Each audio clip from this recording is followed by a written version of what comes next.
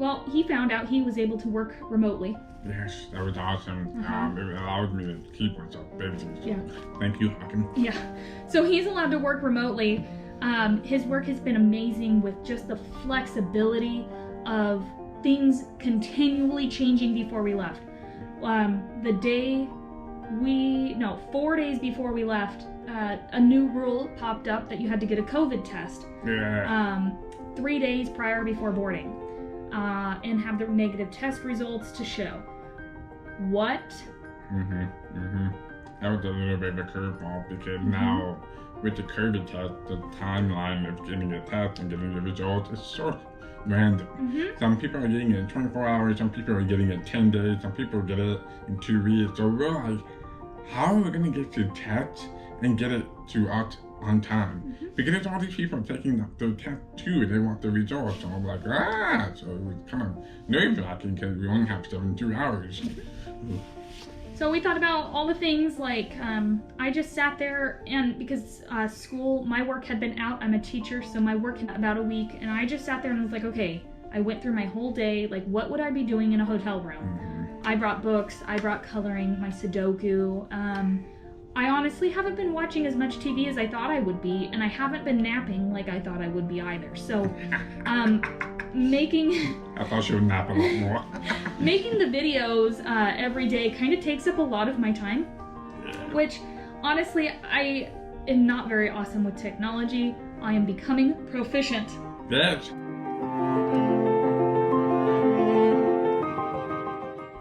It's a busy week. One day, meet with Bert's family. We meet Benny. We interact with them. It's kind of like a 9 to 5 day. Tuesday, 9 to 5, meet Benny, due south. Wednesday, 9 to 5, but we take them. So Custody day. That's exciting. And so you'll be able to come here. We're trying to make it a point to, during the Monday, Tuesday, whatever day, before we take him, he gets to see the hotel. Kind of like eyeball things and then leave again, because we want to show that it's still there. Like it's just his shop, and then when he comes, this is still his shop. And then once we do that, we have an AIT appointment on Thursday. To gather all of his visa paperwork for immigration when we enter back into the United States. And then once we finish that, he's ours. We will leave on Sunday because due to the flight and COVID, our flight going home got bumped to Sunday. It's kind of sucky, but it is what it is. So over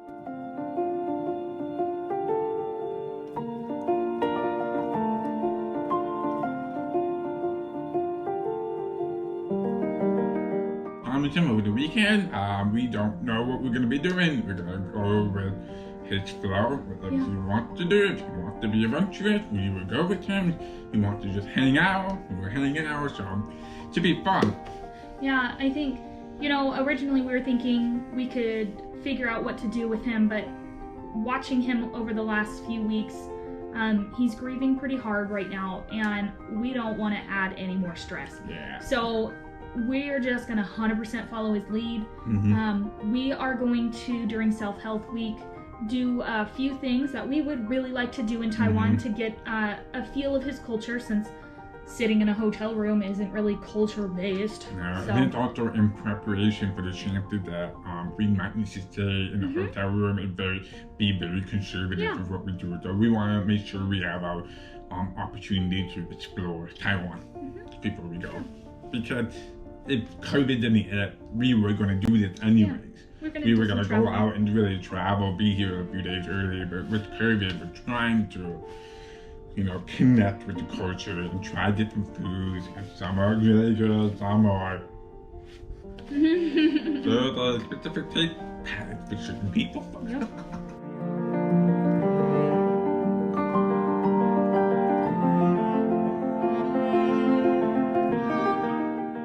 Taiwan's program has super invested in the children, and they do Skypes every month. So every month we had a Skype, and it was about an hour long each time. That was awesome. Starting in October. And so we were able to send some care packages. I think we sent a total of 3 or 4 of them, and then we stopped because it just was getting expensive, and COVID hit, and he doesn't really need any more stuff.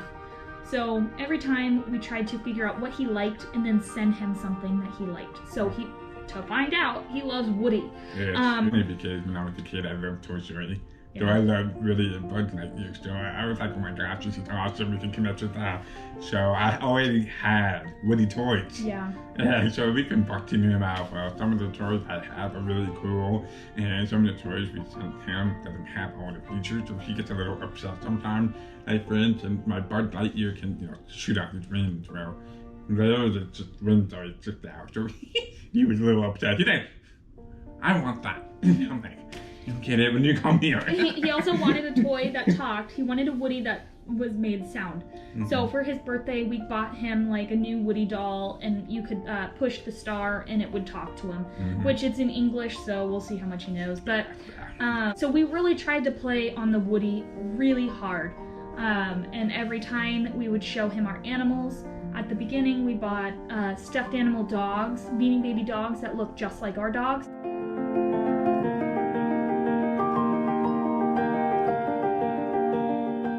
Some really deep connections with those, and is very obsessed with Winnie Dog, which is our black girl. Which is funny because at the very beginning of Pops were interesting. They could hear him, they kind of look at the camera, look at the video. But Winnie was very, at the beginning, like whatever. And then as we did more Skypes, she started associating his name. And associating that we have a tablet, the iPad, because that's what we were using, because we could move it around. And when we were setting up, she got excited. So she started laying on his bed. On the second to the last one, this was so cool. So he didn't say anything about the dog, so I go outside and I'm playing with the dog. So I threw the ball, Winnie caught the ball mid-air, right? It was on video. He colored his bird, looked up, stopped, and said, "Good job, Winnie!"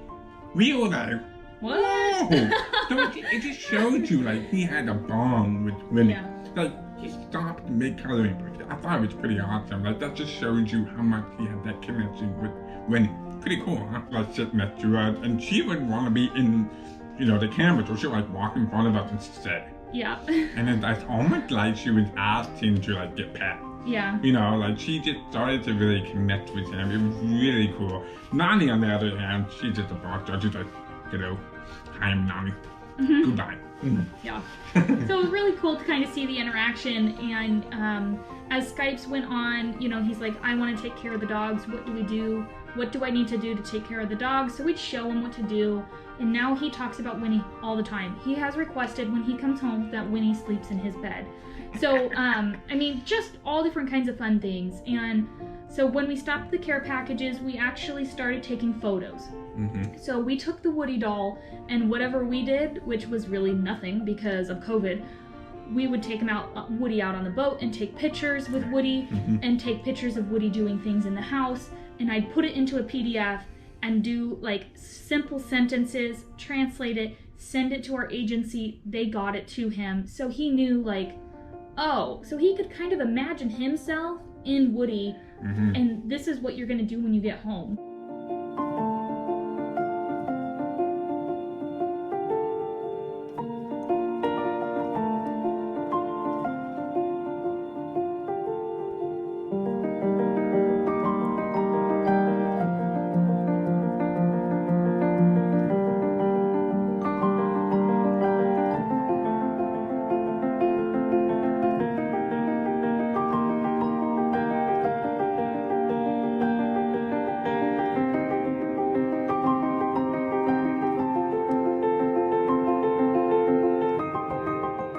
The transition home, from everything I read, the airplane is one of the hardest things if kids have never been on the airplane. So being from a SPED background, I wanted to create something for him. So I made him the Woody book. And that is in the link. There is a YouTube video of the Woody book in the YouTube link. I'm trying to convince her to draw up a generic form of it and potentially publish it. It's really cool. If you guys ever get a chance to check out this book, check it out. What she did was really cool. I have never seen this before, and from what I've heard, nobody else has ever seen this before. My sister actually helped me with the Woody book. She took a Woody doll and flew on the airplane back to her house and took pictures of Woody in TSA, on the airplane, waiting. Just all of these different photos of that, what we're gonna do.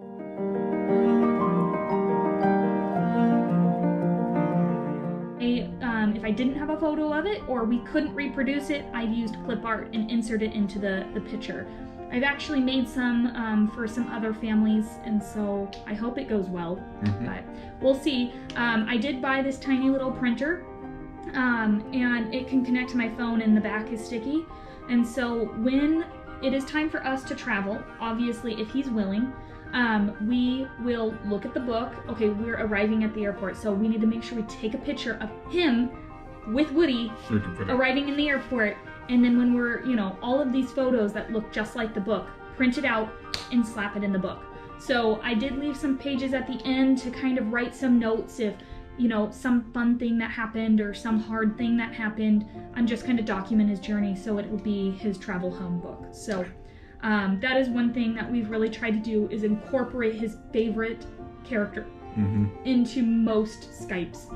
And he loves it. And just trying to feel his cues. He loves coloring. Coloring is something that calms him down. So we try to incorporate that. And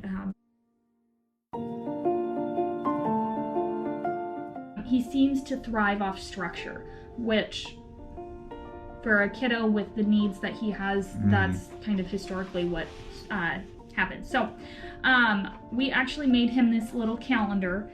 Here's the calendar. So we showed him for the first time on Skype when we were at home on June 29th. And so we just posted a little picture of the three of us Skyping. I think it was the Skype before last. And then he got to see it again on July 10th when we got to Skype with him. So he crossed off the days that had already happened, and then we counted together on how many more days. The one thing that I wanted him to prepare for is the fact that the first 2 days we see him, he's not staying with us at night. So that's why I created 2 different houses, one for him and his foster family, and then one for us. And then obviously on the last day, we take off on an airplane at night. So we're hoping that this kind of helps him understand like what is coming. And we will use this throughout the adoption week to show him kind of like what's happened before and what's going to happen coming up. That's a wrap on video 3. I promise there's not going to be another one. We will continue to share our journey as we exit quarantine and enter into self-health management week, and then again as much as we can during adoption week.